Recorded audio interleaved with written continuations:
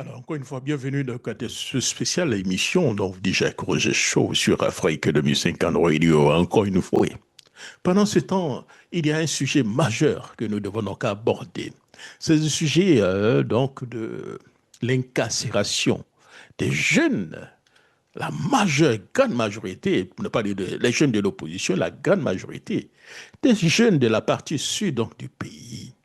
Nous partons maintenant pour la Côte d'Ivoire. On va s'arrêter longuement sur un communiqué d'Amnesty International appelant à la libération des détenus interpellés qui exerçaient leur droit de réunion pacifique pendant la période électorale. L'ONG dénonce des arrestations sans fondement et des procès inéquitables. Bonjour à vous, Julia Guggenheim. Vous êtes notre correspondante en Côte d'Ivoire. Vous avez vous-même mené une enquête qui sera prochainement publiée sur le site de France 24. D'abord, de quoi parle-t-on? Qu'en est-il? Mais écoutez, pour rappel, ce sont 1658 personnes, selon les autorités, qui ont été interpellées pendant la période électorale, en marge principalement de manifestations qui avaient été interdites par la préfecture de police. Alors, pour Amnesty International, si ces arrestations sont sans fondement, c'est principalement pour deux raisons. D'abord, l'ONG affirme qu'une partie des personnes qui ont été arrêtées ne participaient pas, n'avaient pas l'intention de participer à ces manifestations. Elles étaient simplement au mauvais endroit, au mauvais moment, à proximité des lieux des manifestations. C'était de simples passants, nous dit l'ONG. Alors c'est le cas d'un prisonnier avec qui j'ai pu parler, qui a été condamné à 3 ans de prison ferme pour trouble à l'ordre public. Il est actuellement détenu au pôle pénal d'Abidjan. Il m'a expliqué qu'il se rendait au travail quand il a été interpellé et que les preuves qu'il a tenté de fournir à la justice n'ont pas été jugées recevables. L'autre raison qu'avance Amnesty International pour dénoncer des arrestations sans fondement, c'est le fait que c'est l'interdiction même en fait de ces manifestations par la préfecture de police qui, d'après l'ONG, serait non conforme au droit international. D'après eux, il n'y a pas de raison valable qui puisse empêcher aussi longtemps les citoyens d'exercer leur droit pacifique de réunion. Et est-ce que le ministère de la Justice a répondu, Julien ? Oui, bien sûr, ils ont répondu par un communiqué écrit dès le lendemain du communiqué d'Amnesty International. Ils ont affirmé, je les cite, que les personnes évoquées dans ce communiqué, donc celui d'Amnesty International, ont été régulièrement poursuivies, jugées et condamnées après avoir bénéficié de l'ensemble des garanties d'un procès équitable. Ils ont rappelé que les personnes qui espèrent obtenir une libération devraient plutôt s'adresser aux cours d'appel plutôt qu'aux autorités ivoiriennes, comme le fait Amnesty International. C'est une manière, on le comprend, de montrer que cette affaire est uniquement judiciaire et non pas politique. Et pour l'opposition, en revanche, c'est éminemment politique, justement. Oui, absolument, il faut le souligner, le parti, le PDCI de Tidjane Thiam et le parti de Laurent Gbagbo, le PPACI, communiquent énormément sur le sort de ces prisonniers, qu'ils considèrent comme des prisonniers politiques. D'ailleurs, le parti de Laurent Gbagbo prend en charge les frais d'un très grand nombre de détenus. Ils ont mis à leur disposition un pôle d'une dizaine d'avocats. Il y a aussi des aides financières, des apports en vivres et des repas qui leur sont apportés. Pour comprendre, il faut rappeler le contexte.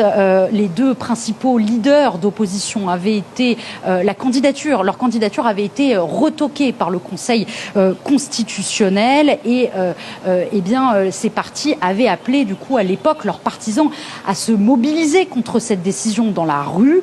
C'est eux qui les avaient donc appelés à manifester pour protester contre cette décision et pour protester également contre le 4e mandat d'Alassane Ouattara. Vous évoquiez, Julia, le chiffre de 1600 personnes arrêtées donc pendant cette période électorale. Est-ce qu'on sait combien demeurent aujourd'hui en détention ? J'ai posé la question au parquet qui n'a pas répondu à mes sollicitations sur justement le détail entre les personnes qui ont déjà été jugées, les personnes qui sont en détention provisoire, le nombre de personnes précis encore en détention. Ce que je peux vous dire en revanche, c'est que les avocats de l'opposition ont identifié sur les 1600 personnes 1093 prévenus dont ils assurent la défense. Sur ces 1093 détenus, il y en a 600 qui ont déjà été jugés en comparution immédiate ouvertes lors de procès qui se sont tenus au mois d'octobre et au mois de novembre. Sur ces 600, les 2/3 ont été jugés coupables, condamnés à 3 ans de prison ferme pour trouble à l'ordre public. Un tiers, donc 200 personnes, ont été libérées. Il reste par ailleurs des centaines d'autres personnes qui sont donc en détention provisoire. Les enquêtes sont en cours et les instructions ouvertes contre eux concerneraient, d'après les avocats, en tout cas principalement des crimes, cette fois-ci, non pas des délits, des crimes comme le complot contre l'autorité de l'État ou encore des actes terroristes. Et parmi ces personnes détenues, 3 femmes enceintes au moins, Julia, d'après Amnesty International, qui s'inquiètent des conditions de détention de ces futures mères. Oui, absolument. L'ONG s'est inquiétée des conditions de détention de ces femmes enceintes qu'elle considère comme peu propices au bon déroulement de leur grossesse.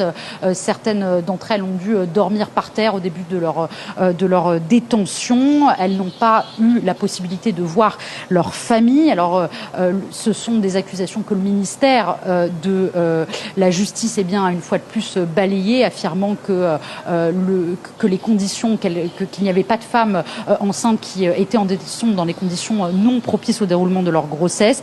Ils ont balayé ces accusations et puis ils ont même dénoncé la discrimination que selon eux fait Amnesty International en ne s'intéressant qu'au cas des 3 femmes enceintes détenues suite à la suite dans le cadre des troubles électoraux, alors qu'il y aurait en Côte d'Ivoire, selon les autorités, encore une fois, 8 femmes enceintes détenues dans tout le pays. Merci beaucoup, Julia. Julia Gounam, correspondante de France 24 en Côte d'Ivoire. C'est avec vous qu'on referme ce rendez-vous Afrique. Plus donc de 1600 jeunes ont été incarcérés pour que le RDR devienne RHTP, qui s'est donné donc le moyen de gagner des élections, de conserver le pouvoir, pas gagner, mais de conserver le pouvoir, a réussi. Près donc de 1600 jeunes sont encore incarcérés. Certains ont pu bénéficier, une minorité donc a pu bénéficier donc de la liberté provisoire.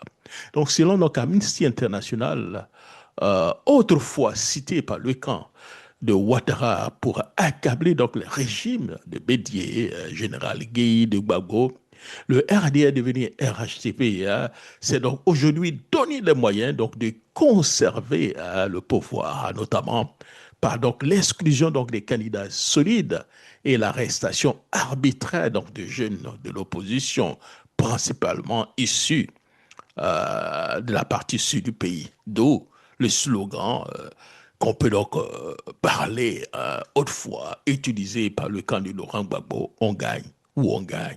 Oui, le RDR devenu RHTP l'a bien appris. On gagne ou on gagne. Ils ont tout fait pour conserver le pouvoir et ils sont là. Ils ne sont pas encore prêts à partir. C'était donc mon billet, Jacques Roger. Merci beaucoup, cher ami, et surtout, portez-vous bien.